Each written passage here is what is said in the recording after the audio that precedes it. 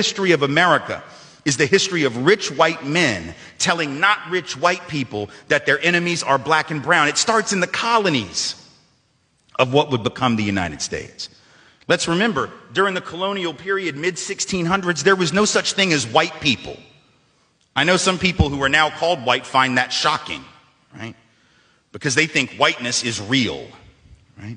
But whiteness was created. Europeans didn't call themselves white.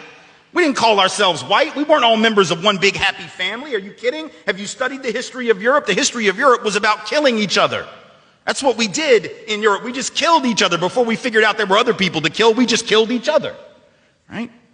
I mean, that was the history of Europe. The English hated the Irish, right? Northern Italians didn't even think that Southern Italians were Italians. The Germans hated everybody, and everybody hated their ass right back, right? There was no team called white, no race called white, but all of a sudden, in the middle of the 1600s, there was. Why? Why was it suddenly necessary to create this thing called the white race? Well, because rich people can count, that's why. And so rich folks looked around, the ones that owned all the land, you know, in the colonies, the colonial elite looked around and they realized something, that they were heavily outnumbered by African enslaved folks, by European indentured servants, who were just one level above a slave, or other Europeans who weren't technically indentured servants, but they were still peasants, didn't have any money, didn't have any land, and they could do the math. They added it up and they were like, damn, we got to figure out a way to split these folks apart from one another or they're going to rise up and take our stuff, right? Because after a while, these black folks who were enslaved Africans and these quote unquote white folks who were poor Europeans are going to figure out they're all getting played by these rich people. Right? So ultimately, the rich figure out they got to come up with some way to get somebody in that group on their team. The easiest thing is to get the poor Europeans, right? Because at least they look like you. They sort of share some of the customs and the culture. So they all of a sudden create this thing called whiteness, and they say, now you're part of the club. Now we're going to let you testify in court, enter into contracts, vote, at least if you're a man, own a little bit of land, at least if you're a man, right? And we're going to get rid of indentured servitude. No more of that, because you're too good for that. And we're going to take the white men, now called white men, and put them on the slave patrol to keep black people in line. Give them a horse and a gun and a badge and make them feel big and powerful, right? They're still poor. They still don't have anything. They didn't pay the slave patrol well, right? Just exploited them, used them as a buffer between the elite and the other poor folks, particularly poor folks of color. And pretty soon, the rebellions that occasionally happened where black and white got together to overthrow the elite, those stopped. Because the divide and conquer had begun to work, right? You could turn people against each other by telling those poor white folks, they got to keep these black people in line. And so that divide and conquer gets initiated in the colonies. Rich white men telling not rich white people that their enemies are black and brown. Fast forward to the Civil War era. And you have, I'm from the South, right? My people, the elite in my part of the country, right, actually announced that the reason they wanted to break away from the Union and possibly go to war with their brothers and sisters to the north was in order to maintain slavery and white supremacy. They said that at the time. We lie about it now.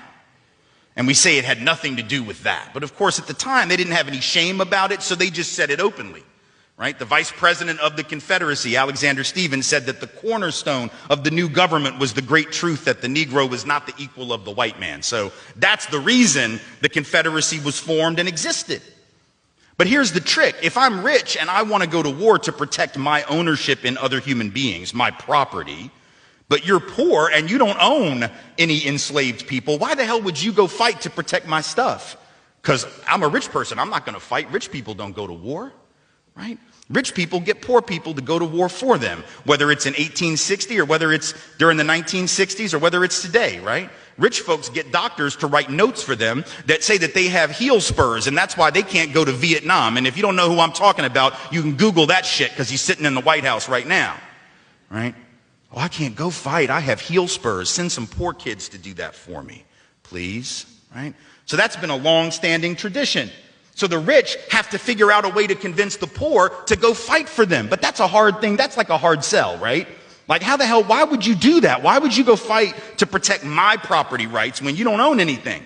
The only way you would do it is if that rich person comes to you and says, hey, listen, you gotta go fight because we gotta maintain our way of life because if these people get free, they're gonna take your jobs. No, fool, they already got your job. That's how it works, right? Because if I'm white and I got to charge you $1 a day to work on the farm, but you can get a black person to do it for nothing because you own them. Guess who got the job? Free got the job, right? So in a sense, poor white folks would have been better off joining with black folks to overthrow the slave system. That would have raised the wage floor of all working people.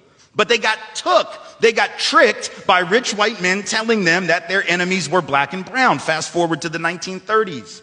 And you have white labor leaders. They're not even the elite, right? The labor leaders are not the elite, but they're the elite within the labor movement. And even they had fallen for it at this point. So they didn't want to integrate their unions. And they would say things like, well, we can't have black people and Mexicans and Chinese folks in our unions because if we do that, it's going to reduce the professionalism of our craft. We have to maintain the integrity of our profession. No, fool, you need more people in the damn union is what you need. And if you don't let those folks in, guess what happens when you go out on strike? Who is the boss going to use to replace you?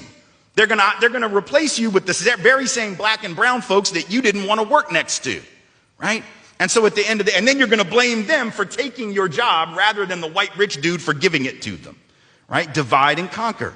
Telling not rich white folks that their enemies are black and brown. And now we fast forward to the president. We got the president of the United States becoming president on the basis of that same rhetoric.